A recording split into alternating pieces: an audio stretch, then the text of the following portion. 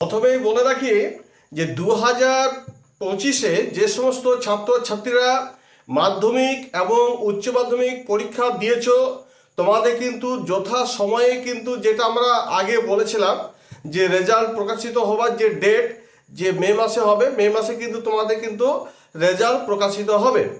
তোমরা জানো যে বর্তমানে একটা শিক্ষা দপ্তরের একটা বিশাল একটা জটিলতা চলছে।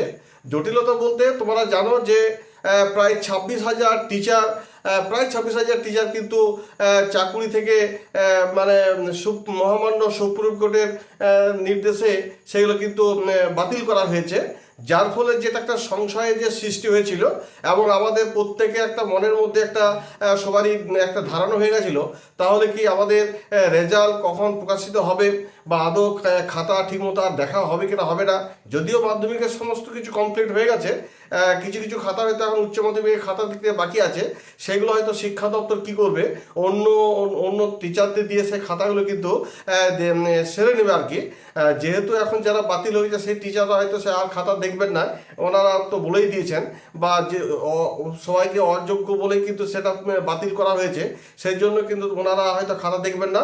কিন্তু শিক্ষা দপ্তর থেকে কিন্তু যে কটা খাতা দেখা বাকি আছে সেগুলো কিন্তু অন্য টিচারকে দিয়ে কিন্তু সেগুলো দেখিয়ে তোমাদের কিন্তু রেজাল্ট বা মার্কশিট কিন্তু তৈরি করা হবে।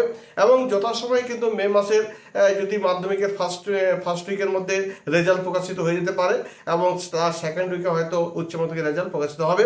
যদিও বোর্ডের তরফ থেকে এখন পর্যন্ত কোনো দিনক্ষণ ঘোষণা করা হয়নি, তথাপি মোটামুটি বোঝা যাচ্ছে যে মে মাসের ফার্স্ট উইক এবং সেকেন্ড উইকের মধ্যে মাধ্যমিকের উচ্চ মাধ্যমিক রেজাল্ট প্রকাশিত হয়ে যাবে। এবার একটা কথা বলি যে তোমরা যারা মাধ্যমিক পরীক্ষা দিয়েছো, তোমরা যখন ক্লাস 11-এ উঠবে তখন কিন্তু তোমাদের একটা বিশাল একটা সুখবর থাকছে। সেটা হচ্ছে যে তোমরা কিন্তু 10,000 করে কিন্তু টাকা পাবে যখন ক্লাস 11-এ উঠবে। যে ক্লাস 11-এ উঠেই যে তোমরা যে টাকা পেয়ে যাবে তা নয়, ক্লাস 11-এ উঠে কিছুদিন তোমাদের ক্লাস চলবে, ক্লাস চলার পর তারপরে কিন্তু তোমাদের টাকা দেওয়া হবে।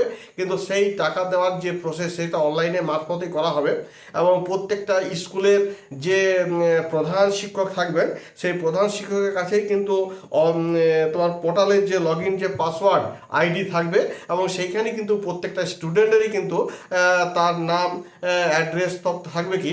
আর তোমাদের তখন কিন্তু ওই মানে নোটিশ দিয়ে জানিয়ে দেওয়া হবে যে তোমাদের অ্যাকাউন্ট ব্যাংকের যদি অ্যাকাউন্টের যে নাম্বার সেই নাম্বারটা তখন চাইবে এবং তারপর ধীরে ধীরে কিন্তু আস্তে আস্তে প্রসেস করে তারপর তোমাদের কিন্তু ওই যে তরুণের স্বপ্ন প্রকল্প থেকে যে 10,000 টাকা পাওয়া যায় তোমার ক্লাস 11-এ সেটা পাবে। তবে ক্লাস 11-এ উঠে মোটামুটি ধরে না 2-3 মাস বা 4 মাস পর কিন্তু তোমার সে টাকা পাবে।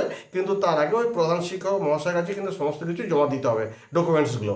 আর এই সমস্ত কাজগুলো কিন্তু সব অনলাইনে মারফতেই হবে। তাই যাই হোক, এটা একটা খুব সুখবর যে তোমরা ক্লাস যেই 11-এ উঠবে, 11-এ ওঠার পরে কিন্তু তোমাদের হাতে 10,000 টাকা আসছে। তরুণের স্বপ্ন প্রকল্প থেকে যে 10,000 টাকা আগের বছর দেওয়া হয়েছে, হ্যাঁ, তো এই বছরও তোমাদের দেওয়া হবে, সেই নিয়ে কোনো চিন্তা নেই। তো যাই হোক, তো এই ছিল তোমাদের কাছে একটা ছোট্ট একটা আপডেট যে সুখবর যে তোমরা 10,000 করে টাকা পাচ্ছ। আর তোমাদের মনের মধ্যে যে একটা উচ্চ মাধ্যমিক এবং মাধ্যমিক স্টুডেন্টদের যে একটা বিভ্রান্ত সৃষ্টি হয়েছে যে আমাদের রেজাল্ট কখন আরও বেশি করে দেরিতে প্রকাশিত হবে কিনা, হ্যাঁ, তো সেটা ক্ষেত্রে বলা যেতে পারে যে মে মাসে মোটামুটি যথারীতিভাবে ওই ফার্স্ট উইকে যদি মাধ্যমিক রেজাল্ট প্রকাশিত হয় তাহলে সেকেন্ড উইকের মধ্যে উচ্চ মাধ্যমিক রেজাল্ট প্রকাশিত হয়ে যাবে।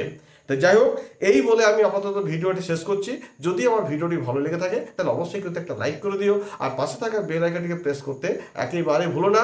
আর যারা আমার এই চ্যানেলটিকে ধরো সাবস্ক্রাইব করে দিয়েছো তোমাদেরকে অসংখ্য অসংখ্য ধন্যবাদ।